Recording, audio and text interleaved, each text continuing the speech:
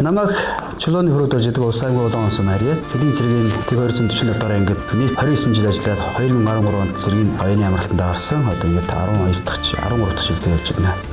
Манай энэ залуу бол бэлтгэл ахлагч Дамын Батболд идэг тус ангид харуулын дараагаар ажиллаад цэргийн оюуны төлөвт болсон. Одоо ингээд бид хоёрын ангид яг залуу халуунаас өнгөрөөсөн юм хүмүүс байна. Ингээд та хүн бол Монгол улсын хэмжээ зохиомжлогч байгаа. Дүүл гээд цэрэгжилсэн цогцлог тэмцээнд оролцохоор улс аймаг төлөвлөлд нь оролцох гэж байгаа. Хамгийн улс аймгийн нүүр царай болсон юм залуучууд байгаа. Ингээд та хүндээ бас энэ оролцох гэж байгаа. Тэмцээнд чинь өндөрөөс өндөр амжилттай бас нийт ахмад хэлжтэйхээ өмнөөс цэргийн 240 дараа ингээд бүрэлдэхүүнийхээ өмнөөс хүргэж байна. Ингээд тэгэхээр ерөнхийдөө отрядынхаа товч түүхийн талаар та хүндээс танилцуулж бодож байна. Манай анги маань 1976 онд улс аймгийн улаан өмд байгуулагдаад Киламартыг постын жургаар зохион хамгаалдаг байсан. Тэгэхээр тухайн үед анги маань Килийн аппарат нэрээр зохион болгоцсон байна. Аппарат. Тэрнээс хойш анги болоод отряд болоод одоо нийт ингээд бас 50-аад жилиг ардаа үдэж байна. Дараа жил манай отрядын түүхэд 50 жил яваа. Энэ 49 дахь жилийн ой дээр нь та бүхний нөхөр Монгол Улсын зохиомжлогч тэмцээнд оролцож байгаас мундаг залуучууд байна. Манай отрядын тухайн үед 3 посттой байсан. Одоо хил хамгаалтыг тухайн үед гэр харуулаар зохиомжлдог байсан. Айлууд яг нэг 3-4 айл нэг газар авч буулгаад за та нар 100 орчим километрийг 3-4 хүний хүчээр хамгаалдаг байсан тухайн үед.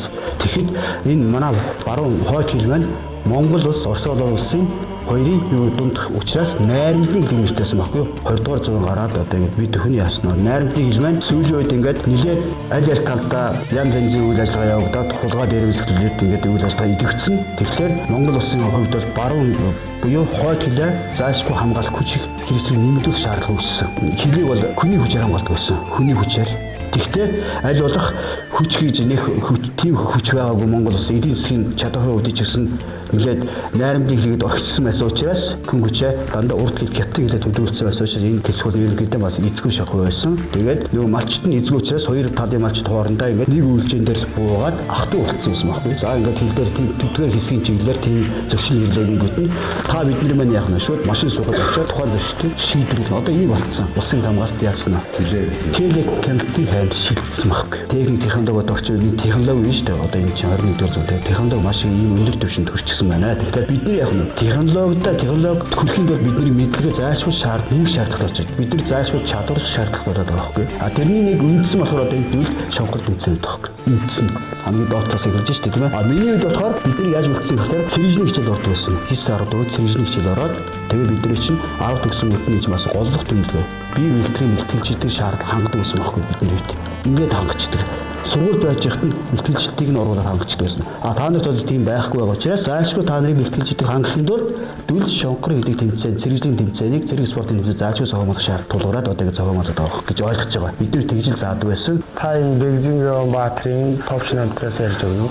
За тэгэхээр манай анги маань Монгол улсын тухайн үед бүгд Монголд улсын Баатар Бэйжин гэж нэр. Одоо Монгол улсын Баатар Бэйжин гэдэг ийм хүний нэрмжт болсон байгаа. Тэгэхээр Бэйжин яван гэдэг бол манай улс аймгийн үлгий сумын харьяат 1915 настай эцгийн нас болсон. Үн чинь мужаан янз янзын нөгөө ажлууд хийж яваад ихч чулууныгийн дэх өсч хүмүүрсэн хүн болсон. Тэгээд 46 оны 5 дугаар сард цэргийн алба татагдсан байна. Тухайн үед цэргийн алба бол 5 жилээр алгаад өгсөн. 5 жил одоо 1 жил болсон байна шүү дээ. Тэгэхээр геомол цэргийн эрдэнэд маш их сайн шамдан суралцсан, маш их идэвхтэй тийм аюул чадварлаг хүн байсан байгаа байхгүй юу. Тэгэхээр тухайн тийм чадварлаг тийм төрөгч нарыг чинь яасан нь татаад хамгийн хүнд хэсэгтээ авч хилийн хамгаалалт, хилийн зөрчил болдог хэсгүүдээр авч тавьсан байна. Тэрний нэг нь манай Бэйжин яваа тэнд очсон. Очоод 1948 оны 7 дугаар сарын 8-ны өдөр алхад эслэгч Хаян Хэрвэ гэдээс Монгол улсын Баатар болсон бас юм хүн ба. Энэ хүн өдөрлөгнөр бүдүү харгаад тэгээд Монгол улсын бас нэлээд их байгалийн өргөсдийн баялагтай юм газар. Өтгүүдээ хилийн манад өргөсдөж байсан. Тэгсэн чинь Гоминдоны 30-аад хүний бүлэгтгүүдээ бүлэг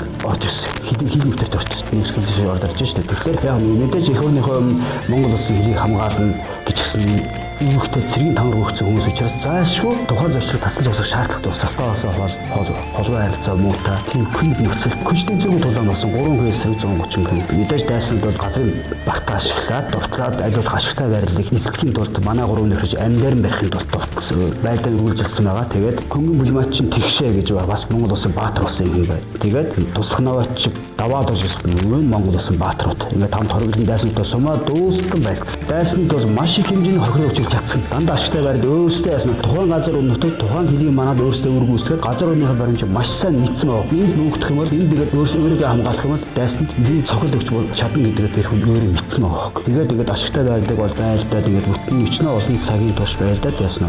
Дайсанд бас их хэмжээний хохирол учруулсан. Яалтчгүй сум дуусаад тэр дэвтээс ганцхан гарнат байсан. Тэгэхээр хоёр нөхөр хажуудаа хөвдүүлээд өөрөө дунд нь өөр дор гарнатаа гээгээд дайсны хүрээ тэр мөртний ах гарнатаа мултлаад дайсантайгаа давхад бүгдээ эх орныхаа ариун дарахын хөрс шорооны хөдөлгөөн алт 8 өгсөн.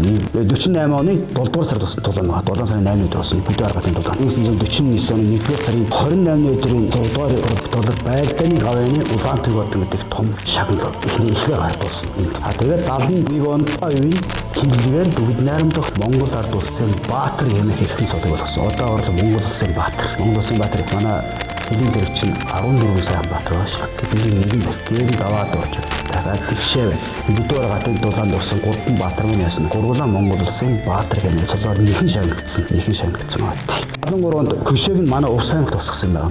Одоо их 2026 онд бид нар Монгол улсын Баатар Бэгзийн ваны 100 жилийн ойлж байгаа. Нас нь 100 жилийн ба. Тэгээ манай ангийн тайван гэгчэд ийм түүхэн төхөө хөл болж байгаа. Тэгээд энэ үйл ажиллагаанд манай хамтдаараа бас бид бүхэн бүгдээрээ ярьж байгаа Баатрынхаа цээжин баримтыг ангийнхаа байрлалд одоо байршуулахаар одоо үйл ажиллагаанд ороод ингэж явж байгаа. За тэгэхээр өнөөдөр манай анги дээр Бэгзийн ваны талаар тодорхой мэдлэг болсон байх гэж ойлгож байгаа. Тэгээд Монгол улсын хэмжээ зохиомол Улаанбаатарт зохиомолох гэж байгаа дүр тэмцээнд оролцож байгаа. Улс аймгийн нийт цараас шижигсэн сайн хүмүүсттэй өндөр амжилт хүсье. Тэгээд ирүүлэгийн нуруугийн хамгийн гэгээлэг сайн хүмүүстийг та бүхэндээ хүсээд ах эгч нараас нь ахмад гэлчтэй хээзүгээс нийт хэлийн цэргийн төхөөрсөн 45 дугаар ангисан энэ том айлын хөрөлтөнд багтж байгаа бүх хүмүүсийн хэмээрээс амжилт хүсье. Баярлалаа та бүхэндээ.